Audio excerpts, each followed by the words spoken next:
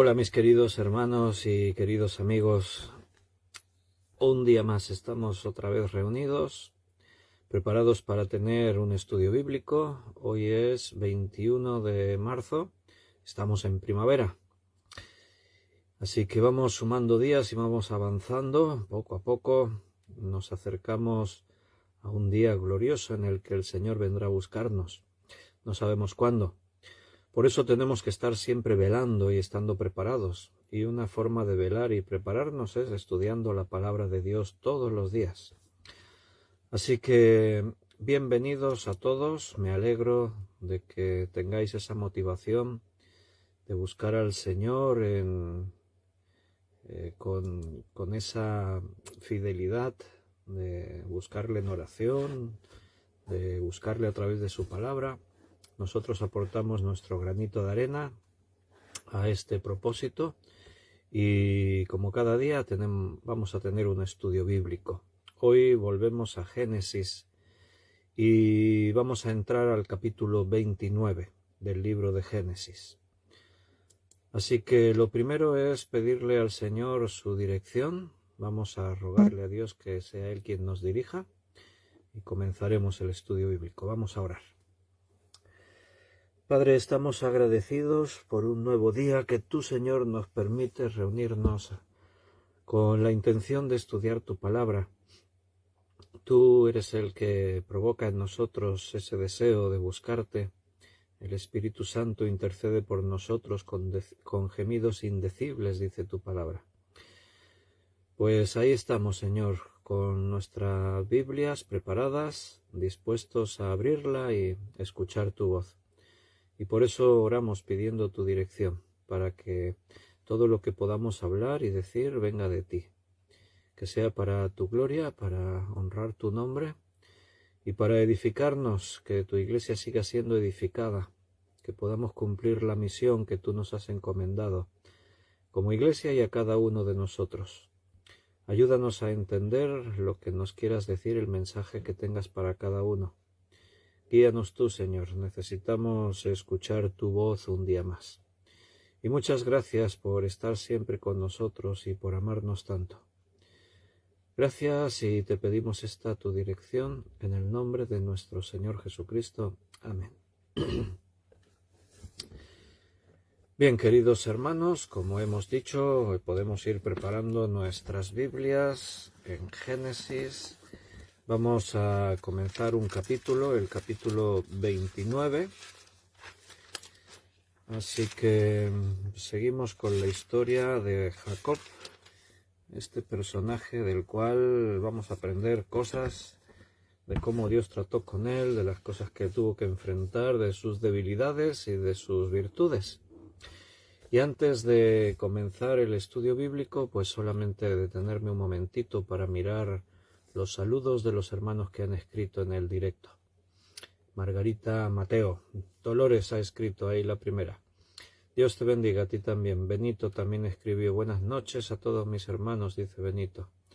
Y ahí está David, Liliana, David y Daniela también han escrito buenas noches. Paola Méndez, que Dios los bendiga hermanos, buenas noches, dice Paola, bendiciones. José María, muy buenas tardes a todos, bienvenidos. María Luisa, buenas noches. Pastor y hermanos, muchas bendiciones para todos, para ti también. Paco Rosario, muchas bendiciones para todos mis hermanos, dice Paco Rosario y Pastor. Gracias por vuestros buenos deseos, bendiciones también para todos vosotros. José Luis, buenas noches, José Luis, también nos desea bendiciones. Juan Bermudo, Juan siempre está al tanto del sonido, dice que se oye ambiental, a ver si se arregla. Lo enchufo así un poquito más apretándole. A ver si ahora se oye mejor. Juan, ¿me confirmáis? Bienvenidos. Beatriz, buenas noches, bendiciones. Ana Rita, muchas bendiciones también para ti. Carmen Reyes también nos saluda, un fuerte abrazo.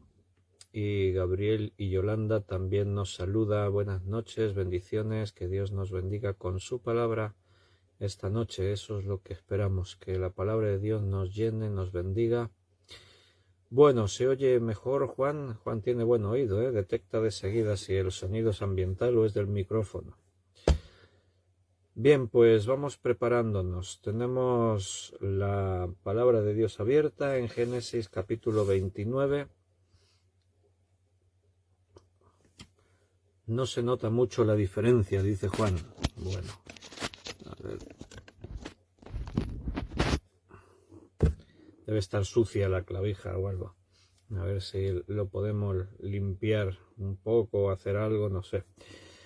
Bueno, igual estos días cambiaremos porque vamos a hacer un esfuerzo y comprar un ordenador nuevo para poder retransmitir mejor.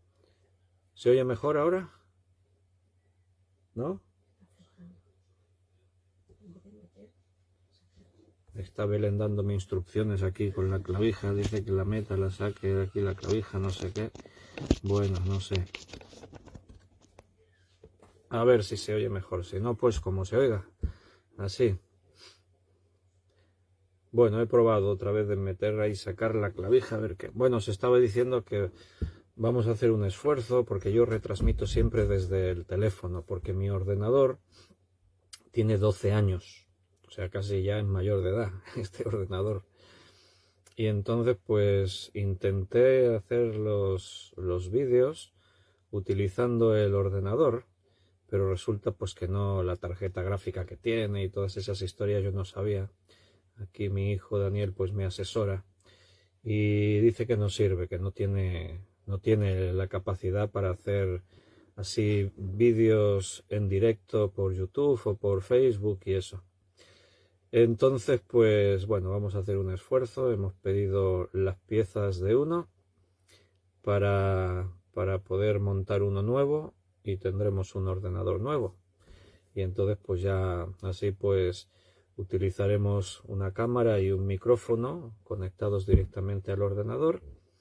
Y también mejorará pues que podamos compartir en pantalla, pues a veces que me gustaría compartiros algo, una imagen o algún texto o alguna cosa. Y así trataremos de ir modernizándonos. Así que bueno, si Dios lo permite, pues haremos esa mejora.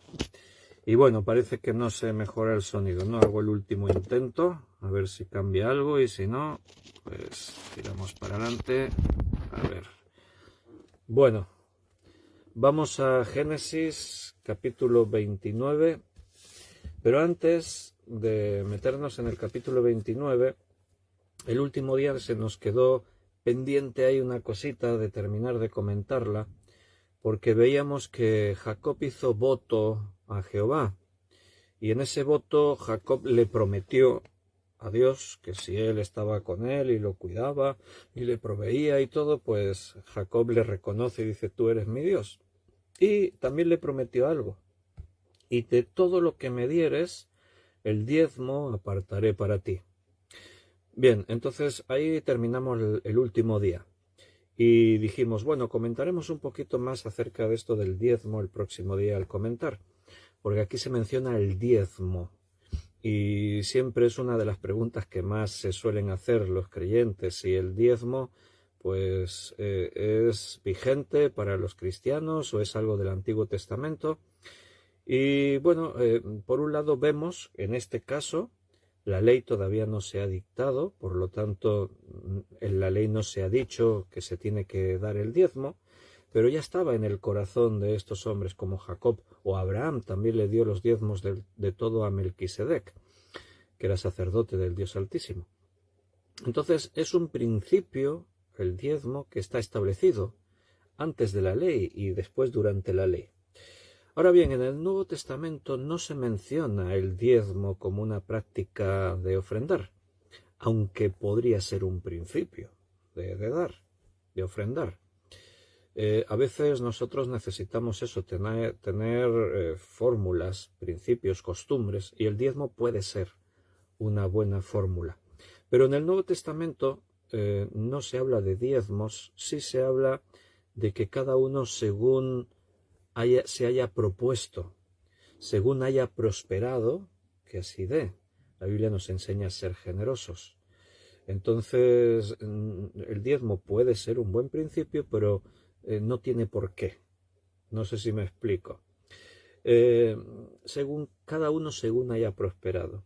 Si tú ganas 2.000 euros al mes, pues tú dices, bueno, el diezmo son 200 euros, y puedo dar un poco más en un mes. Eso sería lo perfecto. Uno dice, es que yo gano solo 500 euros al mes.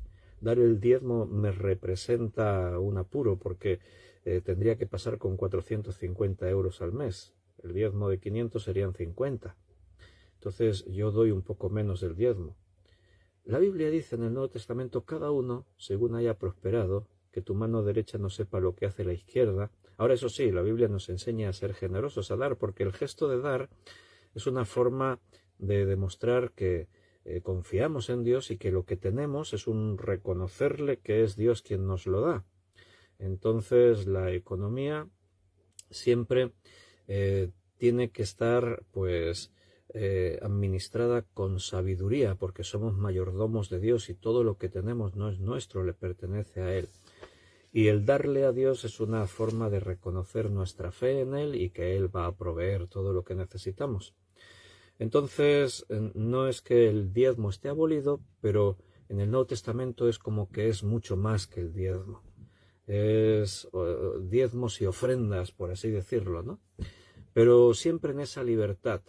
Y nunca te veas obligado, porque hay pastores, hay iglesias que presionan mucho con esto de ofrendar, e incluso quieren tener control sobre lo que los miembros dan, y tú tienes que poner en un sobre la cantidad y ahí se pone el nombre y todo, o a través de transferencia bancaria, y se te controla lo que ofrendas y lo que no ofrendas, y no es así como lo enseña la Biblia. Aparte de que haya compromisos humanos en los que, bueno, a veces pues por construir una iglesia, una obra o esto o lo otro, y los hermanos se comprometen a dar unas cantidades, ahí pues en libertad, cada administración en cada lugar que lo organice, pero las ofrendas, la Biblia enseña que tiene que ser algo entre la persona y Dios, cada uno según se propuso.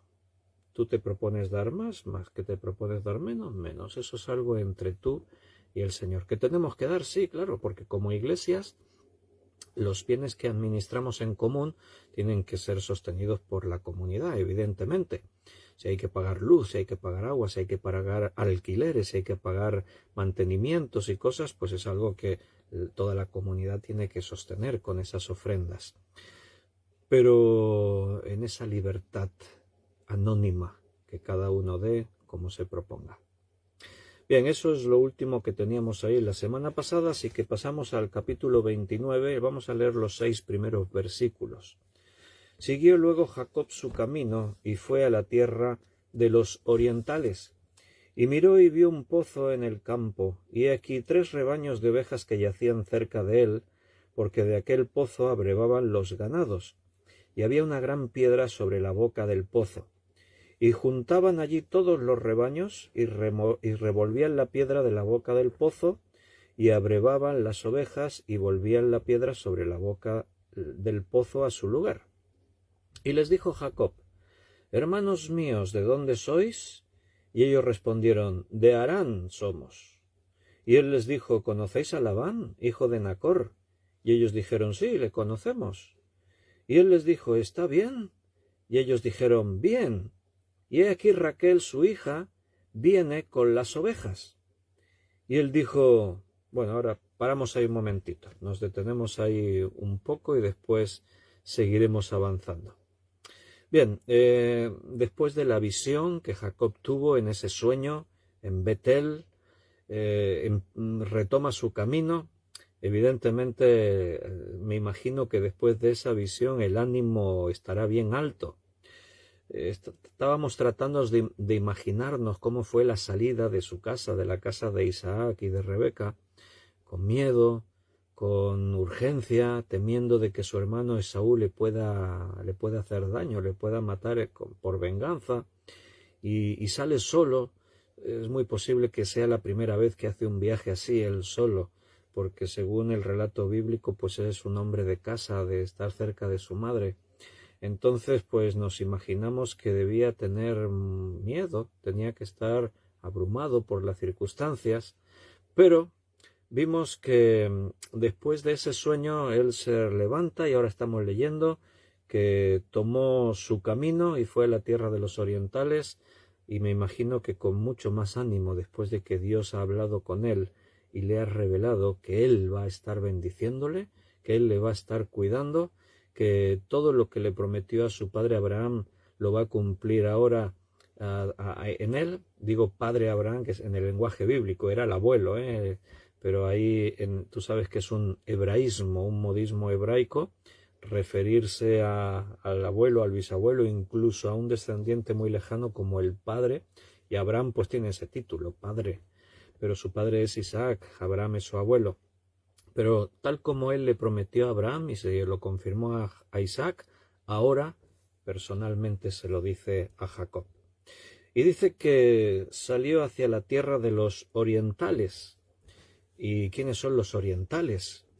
Bueno, para nosotros, según nuestra posición geográfica, hoy en día hablamos de Oriente y nos referimos, pues, los orientales, nos referimos a las tierras, pues, Oriente Medio y Próximo, pues hablamos desde Israel hacia más el Oriente, ¿no? Todo lo que serían los países árabes, dirección hacia Asia, toda esta zona. Pero cuando aquí aparece en la Biblia esta idea, tierra de los orientales, se refiere a la región de Mesopotamia y toda la región que tenía que ver con la influencia cerca del río Éufrates. Y estas referencias las podemos encontrar en diferentes lugares de la Biblia, por ejemplo en el libro de Jueces, capítulo 6, versículo 3,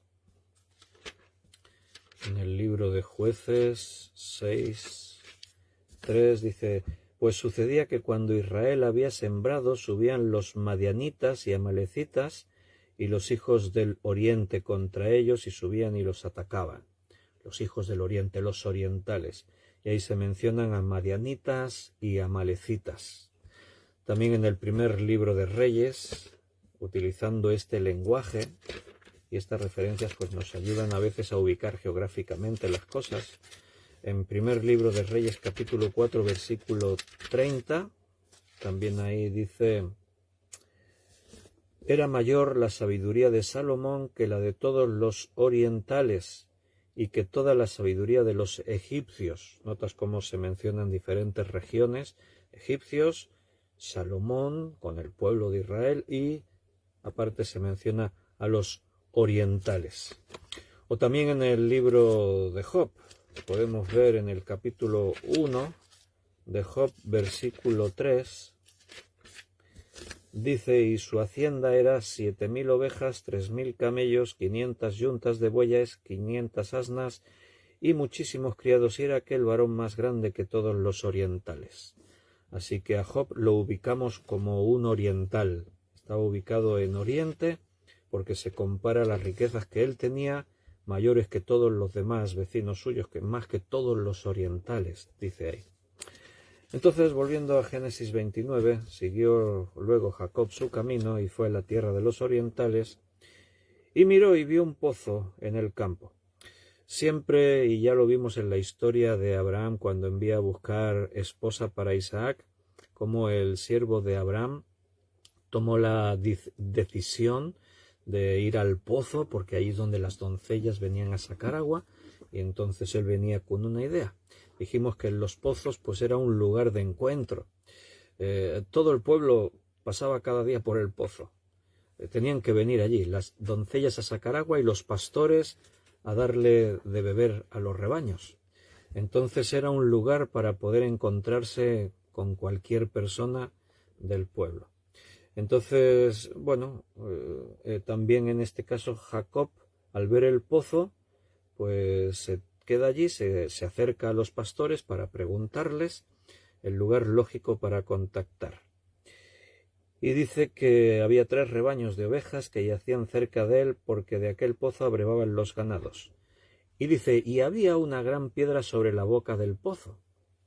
Parece ser que en algunos de estos lugares existía esa costumbre de poner una gran piedra encima del pozo, sellando, tapando la apertura, y posiblemente por diferentes motivos. Un motivo pues era para evitar que algún animal tratando de buscar agua pues cayese dentro del pozo y se muriese allí dentro y podría contaminar las aguas. También era por el motivo de, en este lugar tan desértico, había una muy fuerte evaporación. Y si eran pozos que no contenían buenos manantiales subterráneos y era un agua que iba quedando estancada, pues eso de poner una piedra sobre la boca del pozo servía también para evitar esa evaporación por las temperaturas tan grandes, a la vez que evitar que tormentas de arena, incluso las dunas de arena que con el viento se mueven, pudieran llegar a hacer que cayese mucha arena dentro del pozo y anegar ese pozo, el agua. La cuestión es que, bueno, ahí había una gran piedra encima del pozo. También se sugiere que algunos de estos pozos tenían un propietario y ese propietario pues sacaba algún beneficio a la hora de permitir que los rebaños bebiesen de ese agua. Así que este es un lugar de reunión porque dice en el versículo 3 que y juntaban allí todos los rebaños, y cuando estaban todos los rebaños juntos, dice que entonces removían la piedra de la boca del pozo y abrevaban las ovejas y volvían la piedra sobre la boca del pozo en su lugar. Bien, el agua es un bien muy preciado en estos entornos. Hoy en día el agua sigue siendo un bien muy preciado, porque la vida depende del agua. Lo que pasa es que no le damos tanta importancia, porque para nosotros es muy fácil darle así al grifo del agua y que salga ahí toda el agua que necesitamos. Y tenemos agua en la cocina y agua en el baño y nos duchamos y cocinamos y tenemos el agua que necesitamos. Si quieres un agua de mejor calidad para beber, compras garrafas en el supermercado o te instalas un sistema de purificación de agua. El agua, decimos que la tenemos en abundancia, pero el agua escasea. Cada año hay menos acceso a agua potable en el mundo. Hay países que sufren terribles sequías, sobre todo en la parte de África, y eso también provoca migraciones masivas de personas que buscan, muchos de ellos tratan de venir a Europa, porque si falta el agua, falta lo esencial, falta cultivos, se producen hambrunas, es un grave problema. Y los científicos, los expertos, predicen que en los próximos años todo este problema se va a ir agravando muchísimo. Ha habido guerras y habrá guerras por causa del agua y grandes movimientos migratorios por causa de la escasez de agua. Así que siempre hay que velar por no malgastar este bien. Pero bueno, te puedes hacer una idea que en la Biblia, en estas historias de estos lugares desérticos, donde ni mucho menos había agua corriente en las casas, el abastecimiento de agua siempre dependía de algún manantial o algún pozo, sobre todo en estos lugares más desérticos. Entonces se cuidaba muchísimo el agua para no malgastarla. Y es posible que el pozo del que estamos hablando tuviese un propietario o hubiese una especie de acuerdo entre todos los pastores para que, como hemos leído, cuando estaban ya todos los pastores juntos es cuando abrían el pozo y abrevaban el agua para todo el ganado. En este acuerdo que parece que tenían, posiblemente era para que ningún pastor sacara ventaja en el uso del agua, que unos no gastasen más que otros, o sea, eran pozos que no sobraba el agua, como os he dicho. En el caso de un pozo que tiene un gran manantial por abajo y el agua no se agota, sacas, igual no habría este problema, pero aquí sí. Entonces, pues bueno, se nos dice que versículo 4, y les dijo Jacob, hermanos míos, ¿de dónde sois? Y ellos respondieron, de Harán somos. Harán es un lugar que geográficamente hoy en día está en Siria, es la región de Siria, y de esa región, de ese lugar es de donde salió Abraham. Él salió de Ur, de los caldeos, que era una ciudad, era un lugar de Harán, que actualmente es Siria. Entonces, bueno, si geográficamente tú conoces esa ubicación más o menos, o miras fotos por internet, pues te darás cuenta que son lugares muy desérticos, de desiertos, de tierras muy áridas. Entonces todo este contexto geográfico que aquí se nos explica es interesante para ver cómo se desarrollan estas historias. Versículo 5 al 8. Él les dijo: ¿conocéis a Labán, hijo de Nacor? Y ellos dijeron: sí, le conocemos. Y él les dijo: está bien. Y ellos dijeron: bien. Y aquí Raquel, mira, su hija viene con las ovejas. Y él dijo: he aquí es aún muy de día, no es tiempo todavía de recoger el ganado. Abrevad las ovejas e ir a apacentarlas.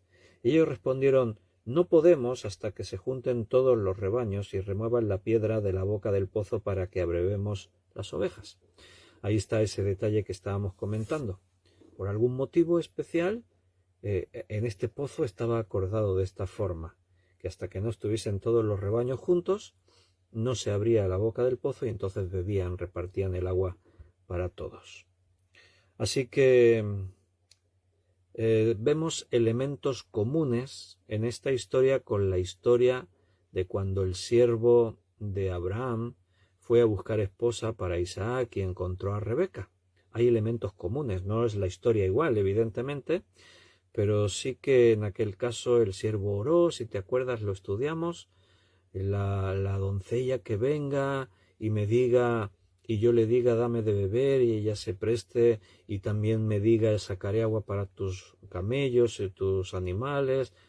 Y entonces dice, y cuando aún no había terminado de orar, ya venía Rebeca por ahí. Y ocurrió todo tal como el siervo le había planteado a Dios. No es igual, pero hay elementos comunes. Ahí está Jacob hablando con estos hombres. ¿Y conocéis a Labán? Sí, a su familia, sí. Pues mira, su hija Raquel viene por allí con las ovejas. Así que Jacob va a conocer a Raquel. Versículo 9. Mientras él aún hablaba con ellos, Raquel vino con el rebaño de su padre, porque ella era la pastora.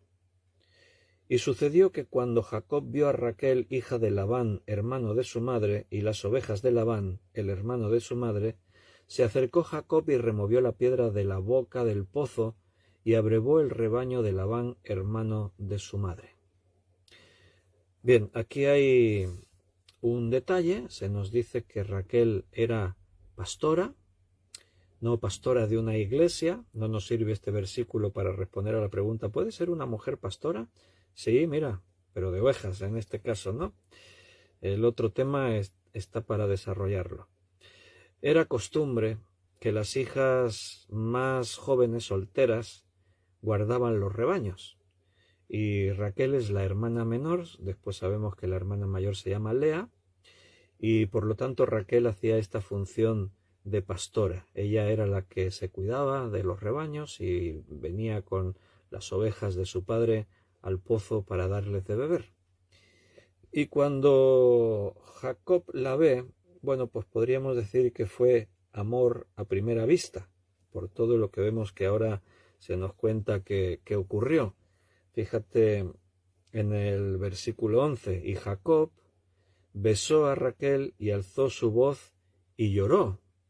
Bueno, es una escena un tanto peculiar, ¿no?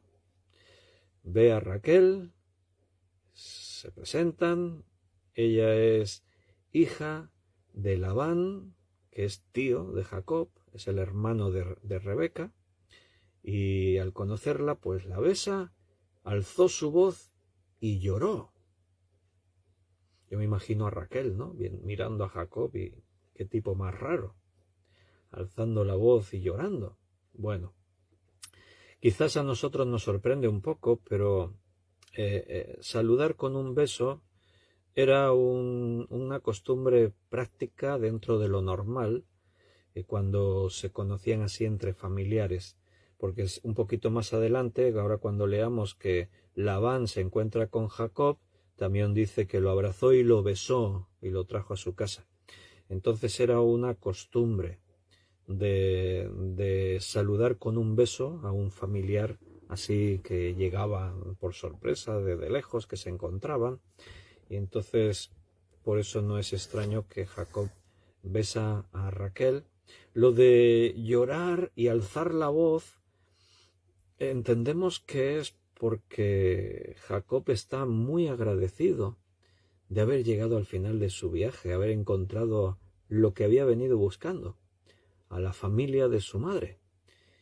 Y también quizás está liberando tensión, porque ha debido ser un viaje muy difícil, lleno de grandes emociones, inclusive el sueño que tuvo. Cuando despertó dijo, este es un lugar terrible porque es puerta del cielo, dijo, ¿no?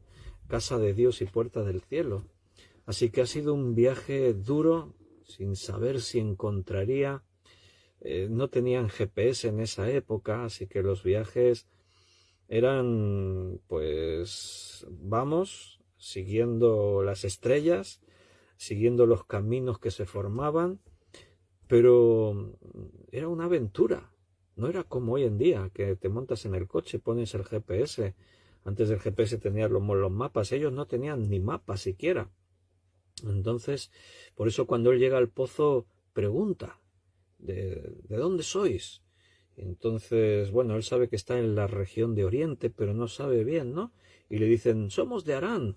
Y Jacob, un alivio, ¿no? He llegado, estoy en la tierra de Harán. ¿Y conocéis a Labán? Sí, le conocemos, claro que sí, mira, su hija viene por allí. ¡Wow! Debió ser un momento emocionante para Jacob ver que Dios le había traído a su destino. Y ver a Raquel, pues debió ser, bueno, por un lado fue amor a primera vista, porque después se nos dice que Jacob amó a Raquel desde el primer instante que la vio, pero estaba agradecido a Dios, sin duda alguna, y muy desahogado al saber que había llegado sano y salvo a su destino. Así que el alzar la voz y llorar seguramente fue por esa emoción, por ese agradecimiento. Y entonces pues dice que Jacob dijo a Raquel que él era hermano de su padre y que era hijo de Rebeca. Y ella corrió y dio las nuevas a su padre. Entonces Rebeca va corriendo a su casa, se lo cuenta, y así que oyó Labán las nuevas de Jacob, hijo de su hermana, corrió a recibirlo, y lo abrazó y lo besó, y lo trajo a su casa, y él contó a Labán todas estas cosas. Se pusieron al día. ¿Y cómo es que has venido? Y ahí Jacob le explicó. Pues mira, pasó esto, y mi padre me dijo, tienes que ir a tomar esposa de la familia de tu madre a la tierra de Harán, y yo he venido y en el camino pues me ocurrió esto, y ahí le contó toda la historia. Labán es un personaje que se va a convertir en la contraparte de Jacob. Jacob es el engañador, así lo dice su nombre, usurpador. Pero se va a encontrar con alguien como Labán, que lo va a convertir a él en víctima. Va a pasar de ser el engañador a ser el engañado, el manipulado. Y Jacob va a estar 20 años sirviendo a Labán. En total, todo el tiempo que va a permanecer en la casa de Labán, sirviéndole, van a ser 20 años. Pero también vamos a ver, conforme veamos la historia cómo transcurre, cómo de alguna forma Dios usa a Labán para tratar con Jacob. Porque ayer en el estudio de Romanos estábamos viendo que la tribulación, los sufrimientos, las pruebas producen paciencia. Y la paciencia produce una madurez en nuestro carácter. Y la madurez en nuestro carácter, al final todo eso nos lleva a tener una más firme esperanza. O sea que a través de las tribulaciones, a través de las dificultades, de las pruebas, crecemos, nos formamos, aprendemos.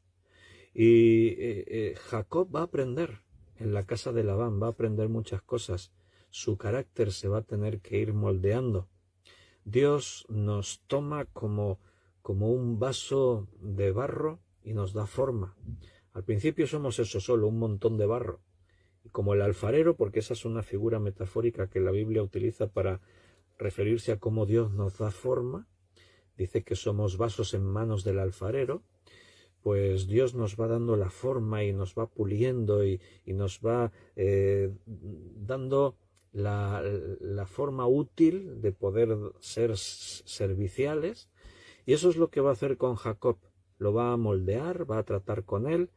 Y de pronto pues hay personajes que aparecen por ahí o circunstancias que se convierten en herramientas en las manos de Dios. Y en este caso Labán será una herramienta en las manos de Dios para tratar con Jacob. Recuerda que Romanos 8:28 dice que a los que aman a Dios todas las cosas les ayudan a bien. Y a veces tenemos la idea en ese versículo que las tragedias que nos vienen como accidentes, bueno, Dios las va a suavizar para que no sea tan trágico y al final haya algo bueno en ello. Pero más que esa idea es que Dios usa las tribulaciones, lo malo que nosotros entendemos de este mundo, para bendecirnos. Y gran parte de esa bendición viene por eso precisamente, por pulir nuestro carácter, por llevarnos a la madurez. Cuando tú has sufrido, cuando tú has pasado tribulaciones, cuando has tenido pérdidas, sin duda, ves la vida desde una perspectiva totalmente distinta de como cuando todo estaba bien y no había ningún tipo de problema. Abrimos los ojos a otras necesidades, valoramos cosas que antes no valorábamos, prestamos más atención a algunos aspectos que antes ni nos preocupaban. Y sin duda, pues aunque a ninguno nos gusta tener que pasar tribulación y sufrir, bueno, en esta vida forma parte de nuestra existencia el sufrimiento y las tribulaciones, y tiene que ser un consuelo para nosotros saber que Dios se valdrá de todo eso para bendecirnos finalmente. Versículo 14. Y Labán le dijo: ciertamente hueso mío y carne mía eres. Y estuvo con él durante un mes. En estos pueblos del tiempo bíblico era costumbre ser hospitalarios. Cuando un forastero, un peregrino, venía a tu casa, ellos tenían por costumbre abrir la puerta de sus casas y recibir a ese forastero, aunque fuese un extraño. Y normalmente el forastero nunca se quedaba más de 3 días. Eso era lo normal. Sí, había gente pues que llegaba, descansaban un poco y se iban, pero algunos utilizaban la costumbre y se quedaban 3 días. Era una costumbre. Pero en este caso es diferente. Jacob no es un forastero, no es un peregrino. Él ha venido con una intención, conocer a la familia de sus padres, a sus antepasados, y encontrar una esposa con la que poder casarse. Entonces, pues, de pronto ya lleva un mes en la casa de Labán. Dice que estuvo con él durante un mes. Labán le reconoce: hueso mío y carne mía eres. Si tienes los ojos de tu madre. No sé si dijo algo de eso, ¿no? Pero suelen pasar esas cosas cuando te encuentras con familiares así que hace mucho tiempo que no veías. Cuando nosotros desde pequeños, porque nosotros somos en España, las autonomías, las regiones, nosotros vivimos en Cataluña, yo nací en Cataluña, pero mis padres eran andaluces, eran de Andalucía. Mi padre era de la provincia de Córdoba y mi madre es de la provincia de Granada.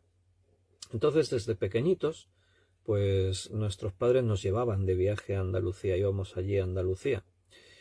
Y bueno, desde aquí hasta allí pues hay entre 700, 800 kilómetros, y entonces pues íbamos de viaje. Eran viajes largos en aquellos años, con vehículos muy, muy limitados, las carreteras muy malas condiciones.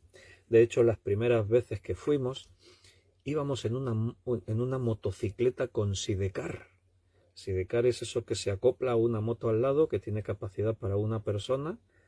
Y entonces pues íbamos los 4 en la motocicleta con el sidecar. En la moto iba mi padre conduciendo y mi hermana, que era 7 años mayor que yo, y entonces iba detrás de él en la motocicleta. Y en el sidecar iba mi madre conmigo, que yo era pequeño, era bebé, en esos primeros viajes que hacíamos. Y los cuatro en una moto, imagínate a 60 o 70 por hora, desde aquí hasta allí, que entonces no era como ahora 700 y pico kilómetros, eran más, porque las carreteras no había tantos desvíos ni autovías, todas las carreteras atravesaban las ciudades, las grandes ciudades, eran viajes larguísimos. Después ya se compraron un 600, SEAT 600, bueno, eso ya era un lujo, era un coche pequeñito comparado con los vehículos que tenemos ahora, pero ya era un lujo poder ir de viaje. Y cuando llegábamos allí al pueblo, pues salías a pasear por la calle y te ibas encontrando familiares por todas partes. Siempre había gente que nos saludaban. Sí, este es tu primo que no sé qué, este es el tío no sé cuántos, este es... Bueno, pues Jacob estaba así, entre sus familiares. Y la expresión de Labán pues fue de recibirle con mucho cariño. Eres parte nuestra, eres hueso y carne mía, le dijo, ¿no? Versículo 15. Entonces dijo Labán a Jacob, por ser tú mi hermano, ¿me servirás de balde? Dime cuál será tu salario. O sea, él lleva un mes y por lo que aquí se enseña, la intención es quedarse más tiempo a vivir y por lo tanto él está trabajando ahora para Labán. Él ha venido y está colaborando pues en todas las tareas, en todos los trabajos propios del campo, con el ganado, en la casa, en todo. Y Labán le dice, mira, no me sirvas gratuitamente, yo te pagaré un sueldo, te pagaré un salario. Dime cuál será tu salario. Y mira la respuesta de Jacob.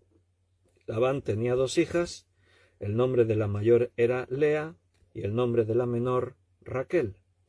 Y los ojos de Lea eran delicados, pero Raquel era de lindo semblante y hermoso parecer. 2 hijas. La mayor se llama Lea y la menor se llama Raquel. Esa expresión que dice Lea era de ojos delicados es una expresión que seguramente se refiere, según el texto hebreo original, se refiere a que sus ojos eran de un color azul suave, porque no en este lugar, en Oriente, en esta tierra de Oriente, era raro encontrar a una persona que tuviese el color de ojos así. Y cuando alguien tenía ese color de ojos se consideraba que era un defecto, aunque se apreciaba como belleza, pero era una anomalía, era algo pues que no era común. Por eso se hace esta referencia. Las cosas que la Biblia nos explica siempre tienen una intención, enseñarnos algo. Y aquí dice que los ojos de Lea eran delicados, según la expresión hebrea. Esta es la idea. Sus ojos debían ser de un color fuera de lo normal, seguramente un azul suave. Pero dice, pero Raquel era de lindo semblante y de hermoso parecer. Y Jacob, versículo 18, amó a Raquel. Amor a primera vista.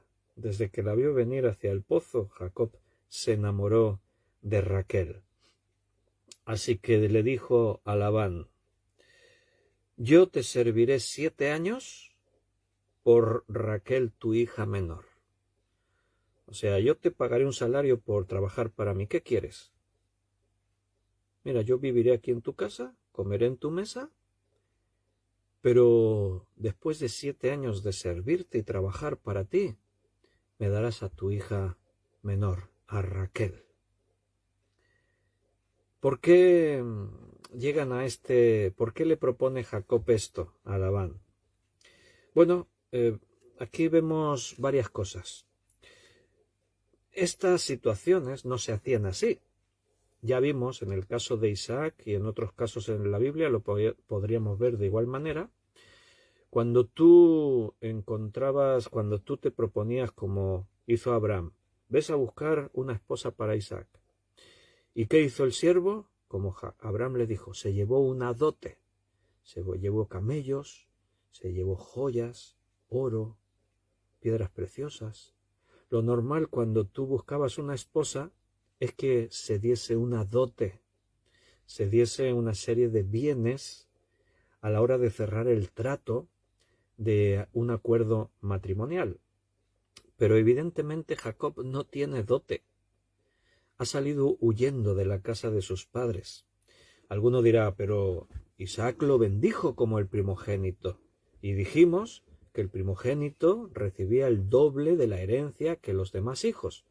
Sí, pero cuando el padre muere, y el padre todavía no murió, Jacob salió con prisas, huyendo de la casa de su padre, con miedo de que Esaú pudiese quitarle la vida. Así que Jacob viene casi con las manos vacías, no trae dote. Entonces, para pedirle a Labán la mano de su hija, pedirle me quiero casar con tu hija Raquel, no tiene nada que ofrecerle, salvo su propio trabajo. De ahí que le ofrece, te serviré 7 años y tú me darás a tu hija Raquel por esposa.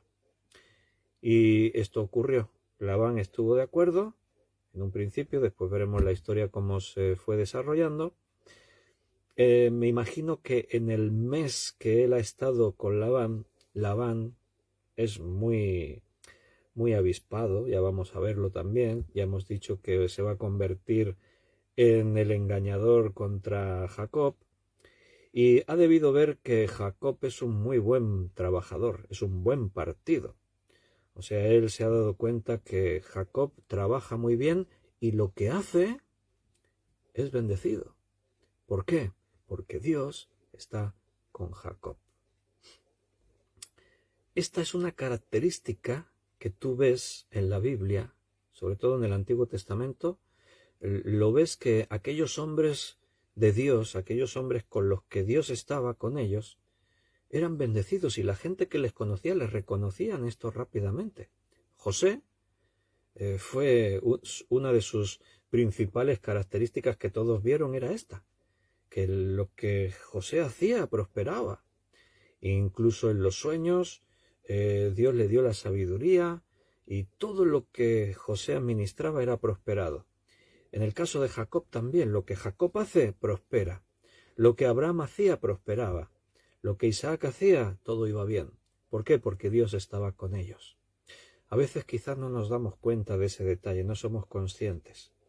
Pero tener a Dios con nosotros no solo es una forma en la que yo digo ya tengo vida eterna, si me muero un día me voy a la eternidad con Él. No, pero es que el Señor también nos bendice en esta vida. Es cierto que los cristianos también atravesamos tribulaciones, como hemos dicho, y a veces son necesarias. Es cierto que por ser cristiano no significa que tengas que ser rico, ¿no? Ni mucho menos. Pablo decía, he aprendido a contentarme cualquiera que sea mi situación, en la pobreza o en la riqueza. O sea que puede ser que a veces te vaya bien y puede ser que a veces haya escasez, pero Dios siempre te va a bendecir. Sea cual sea la circunstancia de tu vida, cuando Dios está con nosotros somos bendecidos. ¿O no, queridos hermanos? Porque la bendición no es solamente tener dinero. La bendición es tener un hogar, tener para comer cada día, tener seres queridos a tu alrededor, formar parte de una iglesia donde hay hermanos que se preocupan por ti, donde nos apoyamos unos a otros, donde si estamos aquí hoy es porque a pesar de enfermedades y cosas Dios nos da la salud y la fuerza para poder estar. Entonces, aquel que es hijo de Dios es bendecido por Dios.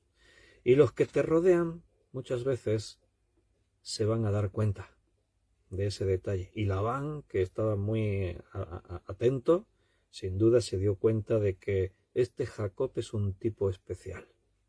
Así que 7 años de trabajo por la hija era un buen negocio para Labán, porque la ganancia que le puede repercutir el trabajo de Jacob de 7 años, imagínate, seguramente es mucho más que una dote como la que el siervo de Abraham llevó para pedir esposa para Isaac. Así que Labán acepta, versículo 19. Y Labán respondió, se hizo así el modesto, el negociador, ¿no? Bueno, mejor es que te la dé a ti que no se la dé a otro hombre, quédate conmigo. O sea, este ya en su forma de hablar ya se ve. Los ojos le hicieron así, 7 años trabajando para mí. Bueno, no sé si... Bueno, venga, va, de acuerdo, hagamos el trato. Para que se vaya a ir con otro, pues mejor que esté contigo. Así que ahí hay acuerdo.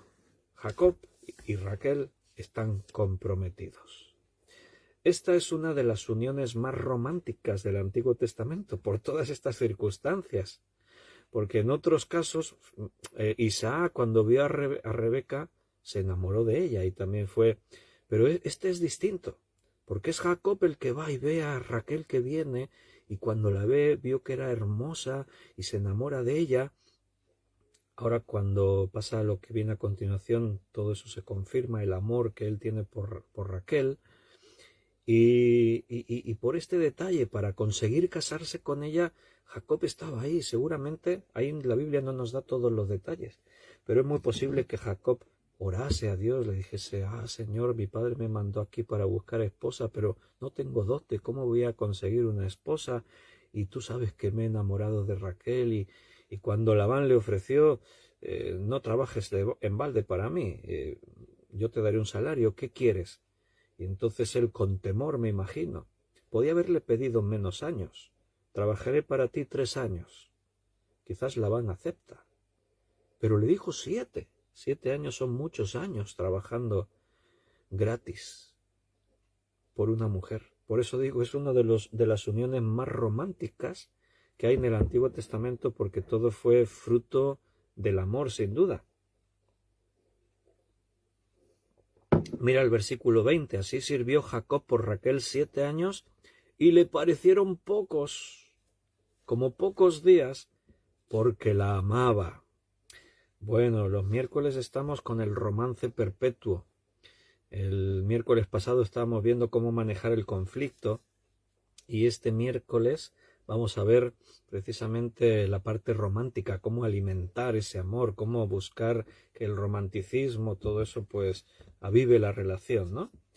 Bueno, Raquel ha despertado en Jacob el enamoramiento y Jacob está pues así como atontadito, enamorado.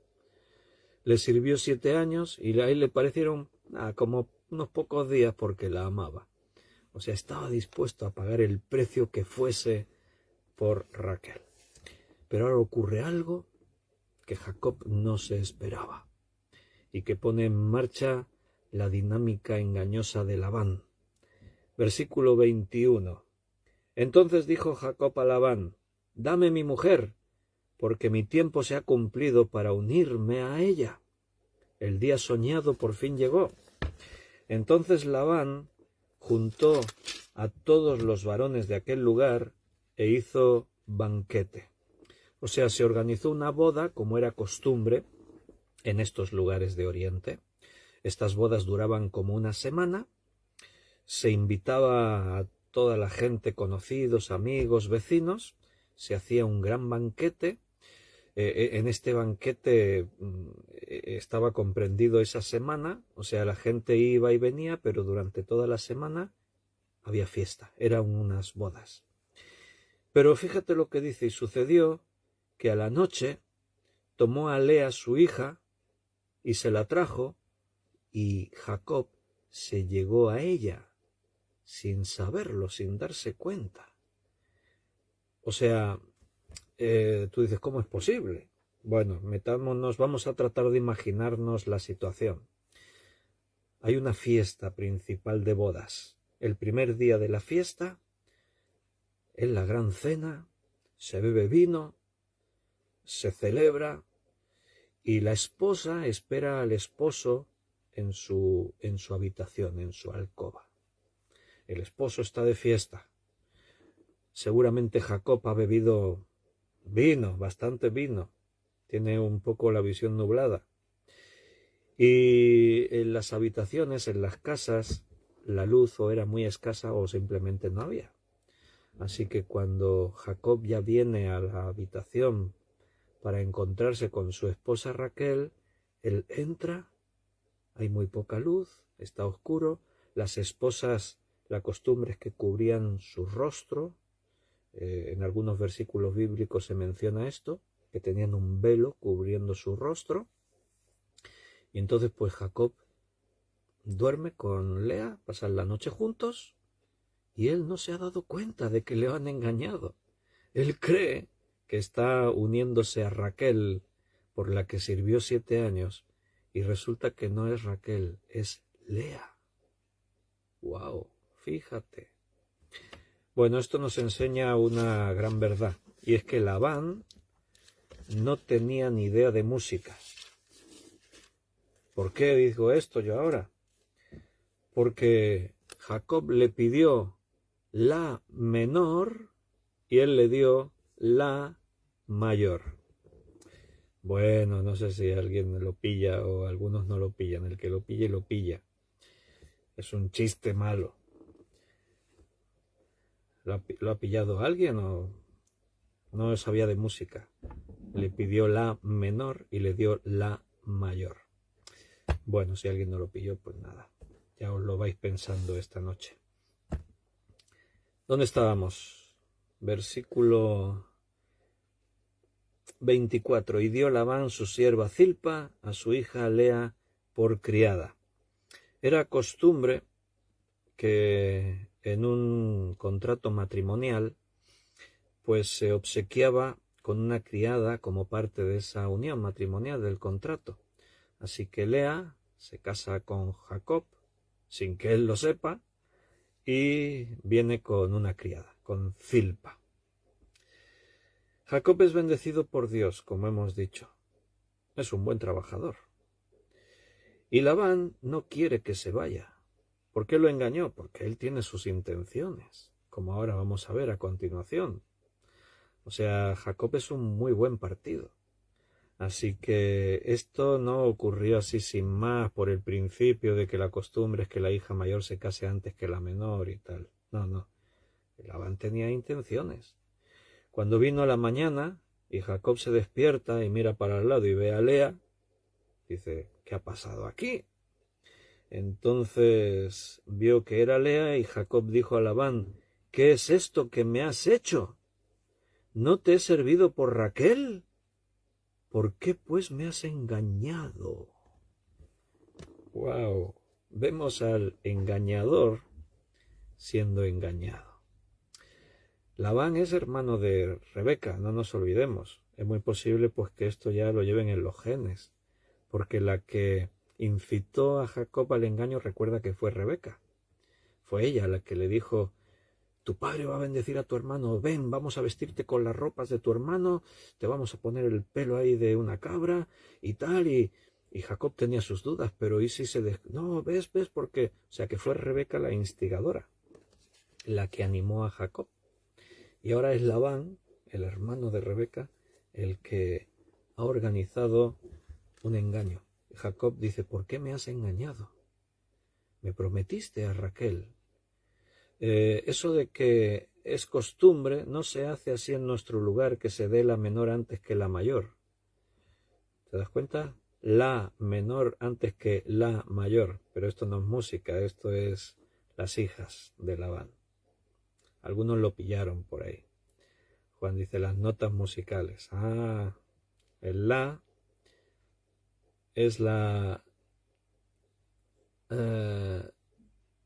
sexta nota musical, y una nota musical se puede tocar en tono mayor o en tono menor.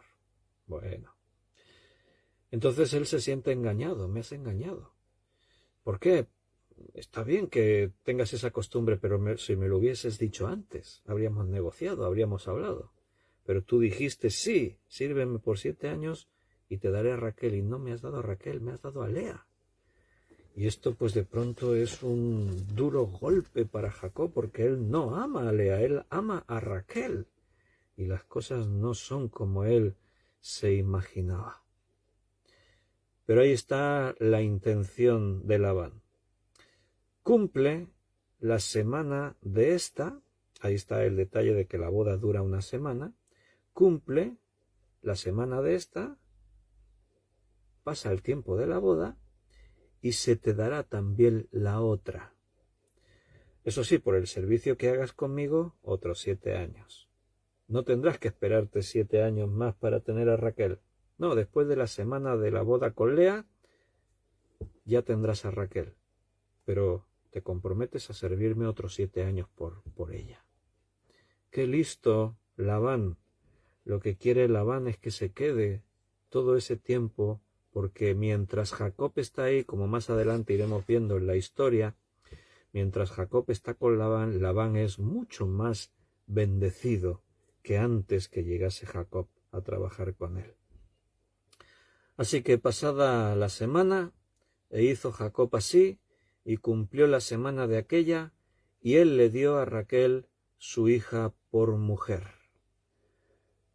La boda con Lea dura una semana, y al acabar la semana, enganchamos otra semana de boda. Esto no suele pasar, no debe haber mucha gente que haya pasado 2 semanas enteras de boda con 2 mujeres. De hecho, en la Biblia tampoco era muy habitual. Y Labán le dio a su hija, su sierva Bilha, por criada. Así que de pronto Jacob, de tener la expectativa de casarse con Raquel y formar su nidito de amor, pues encuentra a Jacob viviendo en una casa con 4 mujeres. Sus 2 esposas, Lea y Raquel, con sus respectivas criadas Zilpa y Bilha.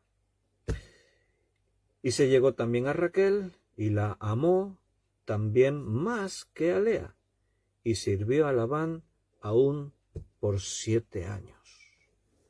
7 años estuvo en total, 14 años, perdón, estuvo en total por conseguir a Raquel.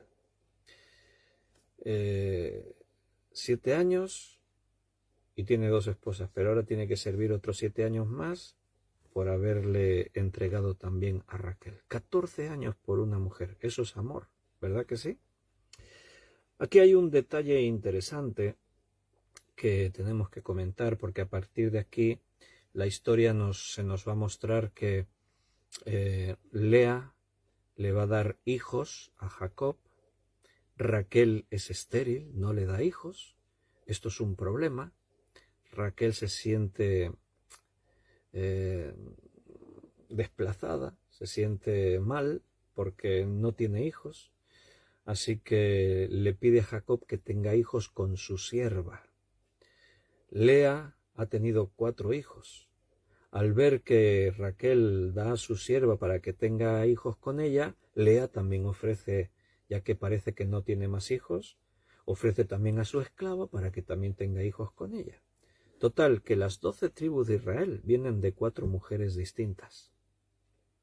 Y esto es un detalle sorprendente, ¿verdad? Algunos se plantean, ¿y cómo Dios permite esas cosas? Él promete una gran nación a Abraham y al final esa gran nación viene de un matrimonio con 2 esposas más 2 esclavas.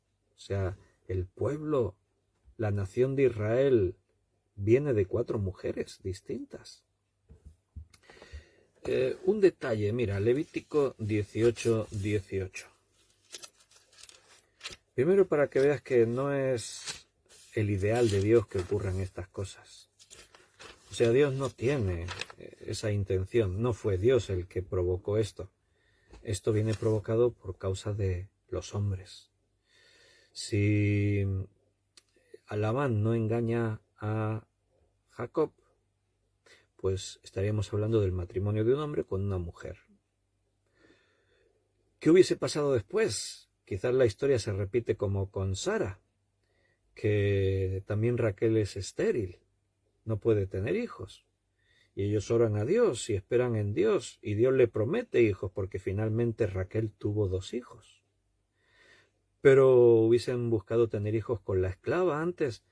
Son los problemas que los hombres nos buscamos cuando no sabemos confiar en Dios y esperar en Él, como le pasó a Abraham cuando se llegó a Agar, la sierva de Sara.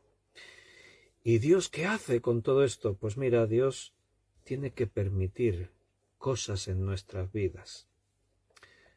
Alguno dirá, pero no entiendo que Dios permita que un hombre como Abraham pueda tener varias esposas. No entiendo que un hombre como Jacob engendre las 12 tribus de 4 mujeres distintas. No entiendo cómo Dios permite eso. Bueno, quizás es porque siempre proyectamos hacia afuera y no nos miramos a nosotros mismos. Pero si Dios nos ha aceptado como hijos, te recuerdo que nos ha aceptado así tal como somos. Quizás tú no estás casado con 4 mujeres, pero ¿me puedes asegurar que ya no hay ningún pecado en tu vida? Que nunca dices una mentira, que nunca tienes una actitud egoísta, que nunca te dejas llevar por la codicia, que nunca descuidas lo espiritual y las cosas que son de Dios, que nunca dejaste las cosas de Dios en un segundo lugar. También fallamos y hay pecados en nuestra vida y Dios es tolerante. A eso se le llama gracia. Llegamos a ser salvos no por nuestras obras, decíamos ayer en el estudio de Romanos, y nos mantenemos salvos no por nuestras obras, porque para empezar nadie llegaríamos a ser salvos por obras, pero para continuar nadie nos mantendríamos salvos por obras. Es una cuestión de fe y Dios nos regala su gracia. El próximo día hablaremos un poquito más de esto. Solamente déjame que te lea Levítico 18:18 para que veas que después Dios en la ley prohibió que ocurriesen cosas como esta. No tomarás mujer juntamente con su hermana para hacerla su rival, descubriendo su desnudez delante de ella en su vida. O sea, aún no estaba escrita la ley y con Jacob ocurrió. Pero Dios después mostró que no es su voluntad que esto ocurra y quedó establecido dentro de la ley. No te casarás con tu mujer y con su hermana también, porque esto creaba un problema grave. Se nos ha hecho la hora, queridos hermanos, así que lo vamos a dejar ahí. Vamos a despedirnos. Y si Dios quiere, mañana martes, como todos los martes, 7:30, en nuestro local de reuniones, estaremos alabando a Dios y a las 8 en punto tendremos el estudio bíblico de Hechos de los Apóstoles. Si no podéis venir, pues lo retransmitiremos como siempre en directo por Facebook y YouTube. Así que un abrazo muy fuerte, mis queridos hermanos, que Dios os cuide, que Dios os bendiga, que Él esté con vosotros y mañana, si Dios quiere, nos volvemos a ver. Un abrazo.